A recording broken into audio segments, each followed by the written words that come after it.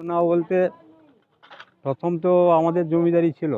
হুম জমিদারি থাকার পর সত্ত্বে সেই সময় ওই জমিদারি বলতে সেটা বলে লাভ নেই। তারপর ওরা সকল তখন জমিদারিটা এই গজিনাতেই হতো, এইখানে তার অফিস টফিস সব কিছু। তারপর ভাবলো যে একটা আমার রাজাদের যখন হচ্ছে আমাদের একটা করলে হয়, সেই হিসেবে এইখানে শুরু হয়। তো আনুমানিক বয়স যে এইটা মানে এইটা বয়স বলছি, সময়টা বলতে পারছি না ঠিক। হ্যাঁ, প্রায় 300 সাড়ে 300 হবে কাছাকাছি। তারপর সেই থেকে বলে কী হবে না, এই বলরামের রাস হবে। এই তো বলরামের রাস হিসাবেই একটা ওরা মাঘী পূর্ণিমাটা ভালো দিন, সেই হিসাবে সেই থেকে রাস হলো। তারপরে হলো 4 রাস প্রথম। দ্বিতীয় হলো সেই যখন 4 হচ্ছে, গ্রামের লোক বলছে বাবু 1 রাস বাড়ান, খুব আনন্দ পাচ্ছি মুখ করছি, বলতে আবার আরেক রাস বাড়লো। তখন কিন্তু মানসিক মানসিক ছিল না। হ্যাঁ, ছিল, তবে আমাদের মধ্যে সীমাবদ্ধ, আমাদের সেবায়তদের মধ্যে সীমাবদ্ধ। হুম তারপর ওই এখন বর্তমান পরিস্থিতিতে সেটা ছেড়ে দেওয়া হলো, মানে যে কোনো লোক মানসিক করতে পারে। এই অবস্থা চলছে রাস মেলা টেলা। আপনার নাম? বাঁশরী মোহন দাস।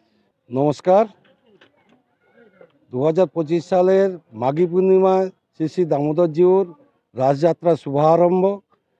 এই রাসযাত্রার আমাদের দক্ষিণ ময়না মন্দির প্রাঙ্গণ হইতে, মন্দিরের গর্ভগৃহ হইতে 4টে গ্রাম অতিবাহিত করে বিভিন্ন বাদ্য যন্ত্র সহকারে, যেমন কীর্তন, ঝম্পবাটি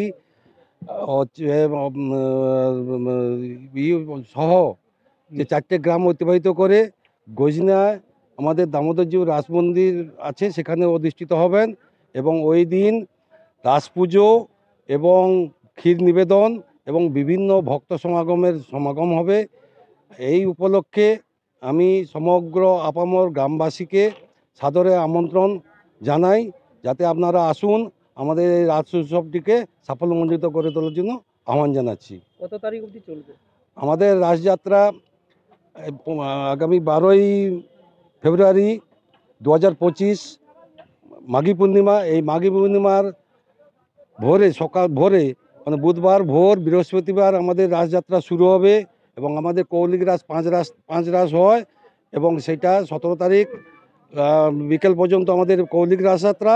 এবং এবছর 2টো মানসিক রাস আছে।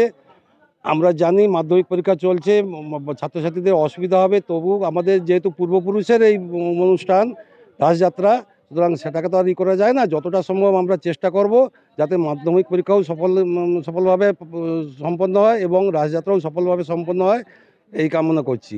এবং 2টো মানসিক রাস আছে। একটা হচ্ছে পিংলা গ্রাম নিবাসী, তার মনস্কামনা পূর্ণর জন্য 18 তারিখ ভোরে তার মানসিক রাসযাত্রা হবে।